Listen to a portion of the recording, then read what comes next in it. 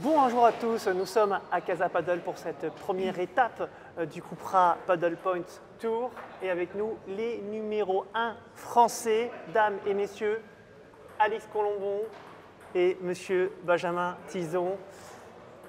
Bonjour à tous. Bonjour. Dis donc, première étape du Cupra Paddle Point Tour. Première sensation, feeling avec l'ambiance, les joueurs de tennis de table là-bas. On va commencer avec Alix. Honneur aux dames. Ouais. Bah, très bon feeling. Voilà, on est arrivé il y a 1 heure à peu près et on sent déjà un engouement important. Je pense que ça va être, comme tout ce qui est organisé par Cupra, ce sera effectivement très bien, j'en ai aucun doute. Et voilà, hâte de voir un peu ce que ça va donner et que les gens arrivent de plus en plus. Bon, je vous rassure, hein, on va parler paddle, mais on va parler tennis de table, parce que je sais que monsieur Tison est un adepte du revers à deux mains, oui, en tennis de table aussi. Oui, j'ai mes sources. Tu m'en apprends des belles. Oui. Écoute, je ne savais pas moi-même. Ah, tu ne savais pas toi-même. Bon. Mais je peux le faire, je tenterai, je ferai un match On de testera. ping-pong avec des revers à deux mains sans problème. Bon, comment ça se passe, cette association avec Cupra? Voilà, j'imagine que vous devez être très content. Et puis, quelles sont aussi les ambitions avec Cupra? Alors, on va pas se mentir, les voitures sont exceptionnelles. C'est vraiment très grosse qualité. On est super heureux. Ben a beaucoup roulé déjà, je crois. Moi un peu moins, mais franchement on est ravis des voitures. Et évidemment par rapport au partenariat, on espère que c'est sur du long terme.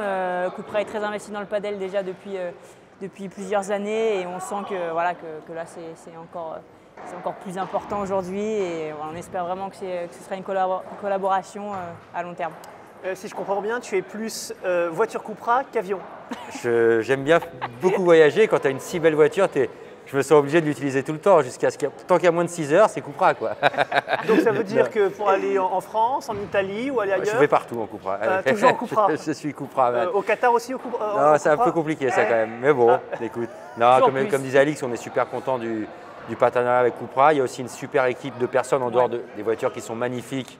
Voilà, on vient de manger avec toute l'équipe de Cupra et c'est à chaque fois un plaisir de venir sur ces événements et pour représenter Cupra, mais aussi pour partager des moments avec toute l'équipe parce que vraiment c'est une équipe de qualité. Je pense qu'ils ont investi au début de l'aventure paddle et je pense qu'ils vont bientôt être récompensés parce que le paddle c'est en train de devenir la folie dans tous les pays. Et voilà, je pense que je suis très content et je sais qu'Alix aussi de faire partie de cette aventure et on espère la rendre de la meilleure manière possible. Alors justement, Benjamin en a parlé, Alix, il observait ce boom du paddle, pas qu'en France. Toi tu le ressens, tu voyages énormément aussi.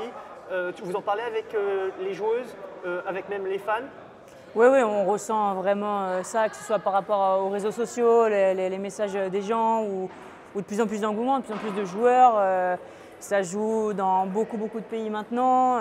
Ça devient la folie, n'importe quoi en Suède, en Italie. Enfin, on sent un engouement général en plus des circuits qui se montrent. Voilà, on sent que le padel a un intérêt quand même très important depuis quelques mois et bien évidemment qu'en tant que joueur et joueuse, on le ressent. Ouais. Tiens, j'ai une petite question en parlant d'étrangers. Aujourd'hui, tu sembles être plus connu sous le nom de Tyson. C'est vrai que maintenant à l'étranger on m'appelle Tyson. Et comme là j'ai eu un peu de chance et j'ai fait 3-7 contre les numéros 1, Tyson est devenu un peu plus à la mode à l'étranger. Au point où même j'ai entendu des Français t'appellent Tyson également parce que maintenant ils se disent puisqu'on l'appelle Tyson en Espagne, on va l'appeler en France Tyson. Attention, je ne mords pas encore les oreilles, mais ça peut venir. Bon, quel est le programme pour cette journée, pour cette première étape, cet après-midi? Il va y avoir pas mal de choses, non? Ouais, pas mal de choses. Déjà, cette première interview avec toi, mon cher Francky, c'est toujours un plaisir.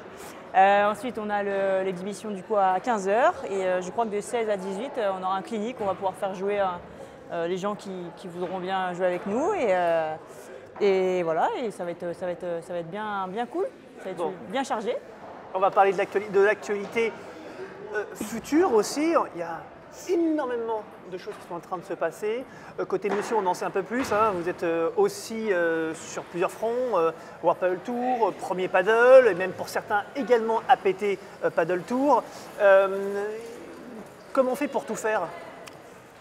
Déjà, on prie pour ne pas se blesser. On touche du bois. Je touche du bois. Ouais. Non, c'est une grosse année pour les joueurs, je te l'ai déjà dit en interview. Ouais. On est prêt à faire des efforts parce que c'est pour le bien du paddle et le développement du paddle, mais c'est vrai que c'est une énorme année pour nous. Je dois t'avouer qu'on n'est qu'au mois d'avril et j'ai l'impression qu'on est au mois de novembre. Je le sens. Après, c'est un plaisir aussi. Je me sens très privilégié de pouvoir faire toutes ces étapes. Donc, même si de temps en temps, il y a des moments un peu durs, c'est aussi beaucoup de chance. Et je pense qu'il y a des très belles choses qui sont en train d'arriver pour le paddle. Et contrairement à ce que j'ai pu voir comme commentaires, etc., sur le premier paddle, etc., ils ne sont pas anti-féminins, ils ne veulent pas des femmes. Alix en parlera mieux que moi, mais il y a des grosses bêtises qui sont dites tout le temps un peu, je trouve, des gens qui parlent sans savoir. Et je pense que voilà, c'est des grosses bêtises qui sont annoncées. Et les filles seront bientôt soit avec nous, soit ou pas, mais en tout cas, elles sont dans le move et c'est elles qui décident plutôt que les autres. Eh bien, vous savez, bonne nouvelle, on a la chance d'avoir Alix Colombon avec nous. Quand même, top 20 mondial, je le rappelle, ça veut dire que tu dois être au courant forcément des choses qui sont en train de se tramer.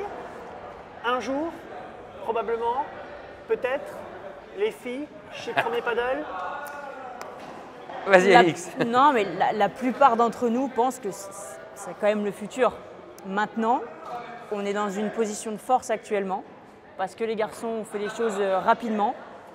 C'est les premiers mondiaux qui ont un peu décidé du sort du paddle masculin. Voilà. Nous, on essaie de faire les choses un peu plus calmement, de peser le pour et le contre. C'est vrai qu'on avait des conditions quand même, là je vais parler de financier, mais compliquées. On gagnait quand même 3 fois moins que les garçons. Moi, je ne suis pas forcément pour l'égalité.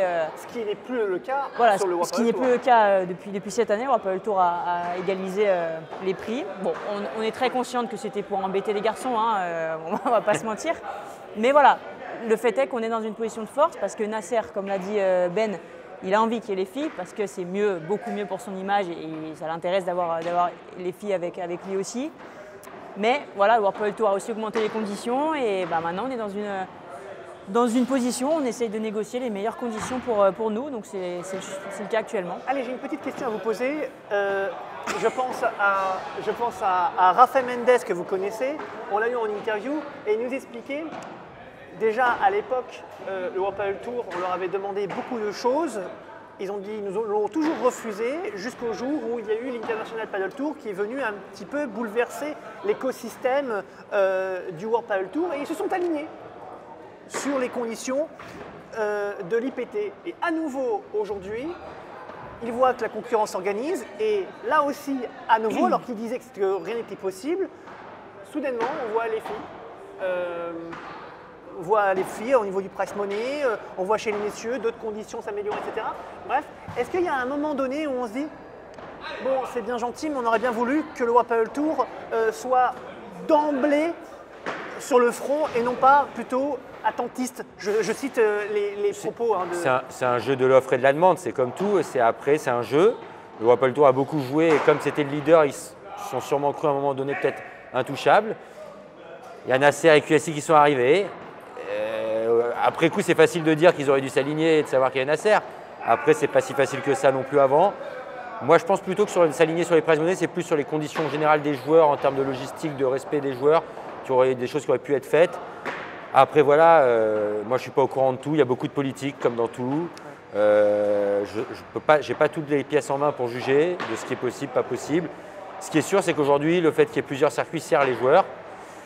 Et que je pense qu'il va se passer des très belles choses pour les joueurs.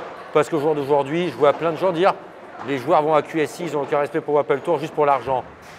Juste pour l'argent, mais quand même le 30e mondial aujourd'hui est obligé de donner des cours pour gagner de l'argent, pour vivre. Si ça leur paraît normal, déjà je pense qu'ils ont un petit problème ces gens-là.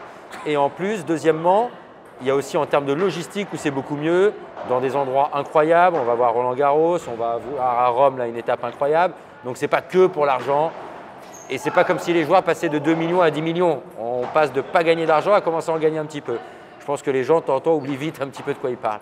Encore une fois, aujourd'hui, je suis d'humeur à tacler. Ah oui, mais on a bien fait de l'interviewer. Mais bon, voilà. Après, il va y avoir le World Padel Tour, on n'est plus loin d'être fini. Il va y avoir une super étape à Toulouse, le premier World Padel Tour en France organisé. Ouais. Ça va être un événement incroyable. Je vous conseille tous de venir d'ailleurs pour aller voir Alix qui va être en demi-finale. Oui, d'ailleurs, j'ai vu que sur les réseaux sociaux, certains annonçaient une Alix Colombon triomphante à Toulouse. Eh ben, j'espère que ces gens ont raison. Qu'est-ce que je peux répondre? Non. Voilà, on sait aujourd'hui comme c'est dur d'aller au bout d'un tournoi, mais évidemment. Vous savez aujourd'hui que vous êtes capable d'aller loin sur les tournois. Ouais, C'est la grande différence peut-être de la Alix d'il y a 1 à 2 ans et la Alix d'aujourd'hui. Aujourd'hui, tu as peut-être pris conscience que tu pouvais aller au bout. Ouais, bah déjà je continue à m'améliorer, je continue à progresser au niveau du padel. Mentalement, j'ai beaucoup évolué aussi avec le travail de Pierre Gauthier. Et ça, en l'occurrence, de croire que tu peux le faire, de croire que tu peux aller plus loin, de croire que tu peux peut-être viser des demi-finales cette année. Oui, ça change beaucoup de choses. Maintenant, voilà. Ça va avec les résultats aussi. Ça va aussi avec les résultats. Et voilà, pour l'instant, je suis en constante progression depuis que je suis arrivé en Espagne. Et forcément, chaque année, les objectifs sont un peu plus hauts. Donc voilà, mais sans pression, en continuant mon chemin, comme je le fais depuis le départ. Et on verra ce qui se passe. Allez, dernière question. On va parler de vos partenaires respectifs. J'ai pris des questions des réseaux sociaux, des gens qui nous posent des questions, qui nous disent 2 choses. Un qui concerne Benjamin, une question, et une autre qui te concerne, Alix. On va commencer par Benjamin. N'as-tu pas peur de voir Joe Bergeron jouer avec Thomas Legge à l'international? Bah non, c'est même officiel, il l'a annoncé. Hein? J'ai pas peur, c'est officiel, il l'a annoncé. Joe m'a demandé mon avis, je l'ai encouragé parce qu'il a demandé si ça me gênait par rapport à la France. Oui. J'ai dit que c'était avec plaisir. Pour moi, Thomas, c'est le futur numéro 1, même si je compte l'embêter encore un petit moment à essayer de rester devant, mais il va bientôt y arriver. Joe, il a beaucoup de points au Apple Tour. Il a fait dernier tour de Prévia, deuxième tour de Prévia. C'est pour moi le meilleur joueur français des derniers mois au jour d'aujourd'hui au classement au Apple Tour. Donc c'est logique que Thomas ait envie de s'associer avec lui. Oui, ils sont adversaires en France et on est adversaires, mais il ne faut pas oublier quand même qu'on est tous copains, qu'on joue pour la même équipe de France et que pour moi, c'est une bonne chose qu'il y ait une paire française qui joue ensemble. Moi, j'ai déjà fait un Apple Tour avec Adrien, avec Bastien. Joe a déjà joué avec Bastien, Thomas, Scat. Moi, j'ai déjà joué avec Scat. Tout le monde a déjà joué ensemble. Moi, je pense qu'il faut avoir une intelligence d'aussi comprendre le jeu du paddle, que au jour d'aujourd'hui, c'est une exception. Ça se trouve, ça ne durera que 3, 4 tournois. Mais s'ils ont envie de jouer ensemble et qu'ils s'éclatent, moi, en tout cas, je les encourage. J'espère qu'ils vont avoir des bons résultats. S'ils jouent contre moi, j'espère que je les battrai. Et voilà, mais en tout cas, je souhaite qu'ils aillent le plus loin possible, comme je souhaite à Scat de réussir à faire sa remontada au FIB, comme je souhaite à Bastien de gagner les matchs comme il fait en France sur le World Padel Tour, comme je souhaite à… J'ai vu que Max Moreau, Inzerilo commencent à se dépasser. Moi, je souhaite que tous les Français gagnent. Je pense que je l'ai montré dès le début, sauf contre moi. Je veux que personne ne me batte, par contre. Ça, c'est sûr. Mais je pense que j'ai montré que l'état d'esprit que j'avais là-dessus, je suis le premier à féliciter mes copains quand ils gagnent, à aller les encourager. Et voilà, moi je pense que c'est une super nouvelle pour le paddle français qu'il y ait 2 Français qui s'associent. Alors, même question mais différente pour toi, Alix. C'était plutôt à quand une Alix qui joue avec une autre joueuse? Non pas qu'on ne les aime pas, Alix et Léa, mais c'est vrai qu'un certain nombre, mais vous le savez, hein, aujourd'hui vous avez une domination sur le paddle féminin en France qui fait que certains disent bah, ce serait plutôt sympathique de voir une Alix jouer avec une autre joueuse, pourquoi pas avec une jeune joueuse, il y en a un certain nombre qui jouent de mieux en mieux. Et puis un peu comme Bastien Blanquet, d'ailleurs c'est même pas moi qui avait eu cette idée, mais un peu comme Bastien Blanquet avec Thomas Legge à l'époque, où on disait au départ, bah voilà, il y avait une différence de niveau qui aujourd'hui n'existe plus du tout parce que Thomas Legge a évidemment devenu… Et Thomas à l'époque était déjà 4e français ou 5e français. Bon, alors, allez, d'accord. C'est pas non plus comme si Alix jouait avec la 100e ou demain, quoi. Enfin, tout ça. Enfin, en tout cas, on est d'accord pour dire qu'à l'époque, Thomas était probablement c'était un pari de Bastien, voilà, c'était un pari de Bastien, un beau pari, et il a réussi son pari. Et c'est vrai que la question, c'est, Alix, est-ce que tu penses, peut-être dans l'intérêt du paddle féminin, des téléspectateurs, est-ce que tu ne penses pas qu'il faudrait peut-être que cette paire se casse dans l'intérêt du paddle féminin? Voilà, je reprends les questions. Écoute, je comprends cette question, je comprends que les gens aimeraient qu'il y ait un peu plus de fight. Ouais. Maintenant, je pense que les gens peuvent aussi comprendre que, bien évidemment que je suis pour que le paddle féminin se développe et explose, etc. Mais je suis dans une carrière personnelle aussi. Et moi, ce qui est important pour moi, c'est de gagner. Aujourd'hui, j'ai plus de chances de gagner avec Léa qu'avec une autre. Je crois qu'en fait, c'est… Voilà, voilà, je suis dans une carrière. Avec Léa, on a le même projet. On s'entend très bien, on est très amis. Voilà, s'il y a une joueuse qui arrive très prometteuse et que je sens que je peux gagner et que je peux viser le titre de championne de France avec elle, bon, on verra. Je veux dire, on n'en est pas là. Mais voilà, il ne faut pas oublier que mon objectif à moi, c'est toujours de gagner. Et pour gagner, Et si je peux rajouter, parce que comme je me mets un peu sur leur chaise de temps en temps, tous les adversaires, à chaque fois qu'on va perdre contre Alix et Léa, disent c'est incroyable l'humilité qu'elles ont de jouer à fond à chaque fois et on progresse grâce à elles, on voit ce niveau-là et c'est génial de jouer contre elles. Et ce qui revient à chaque fois, c'est incroyable comme Alix et Léa sont humbles et jouent à fond du premier au dernier point. Et moi, je pense qu'elles font progresser le niveau français en continuant à jouer ensemble. Mais tu as parfaitement raison et je le constate aussi pour être pas loin du banc en règle générale. Mais c'est pour ça que les questions ne viennent pas forcément des joueurs et des joueuses. Elles viennent, vous le savez, d'ailleurs, ces questions-là, on les comprend, ces questions. On les avait déjà entendues. On les comprend totalement, ces questions. Mais c'est vrai que, voilà, nous, on est dans une carrière et au final, d'être champion de France et championne de France, pour nous, c'est important. C'est important pour les sponsors, c'est important pour beaucoup de choses. Et malheureusement, on n'est pas là pour faire du social, entre guillemets. Pas là. Il y a d'autres moments. Mais quand c'est la compétition, il s'agit toujours de gagner. C'est clair. Donc voilà. Eh bien écoutez, je vous remercie beaucoup pour cette interview. Merci à toi mon Francky. Je ne vous dis rien, mais il y a une petite surprise qui vous attend. De gré ou de force, on vous mettra dans quelque chose. Ça risque de… C'est ce que je vois là, ça me plaît pas trop. Et sachez une chose, c'est que… J'ai très peur. Sachez une chose, c'est que je vais rester là avec mon appareil, parce qu'évidemment, je n'arrêterai pas ce moment-là. Si vous saviez ce que vous loupiez à notre droite, là… oui. Si vous nous voyez sourire en regardant à droite, c'est pas Francky qui fait des blagues, il y a des choses un peu originales. Ah oui. Allez, merci beaucoup. Merci à vous. Merci Francky. Ciao.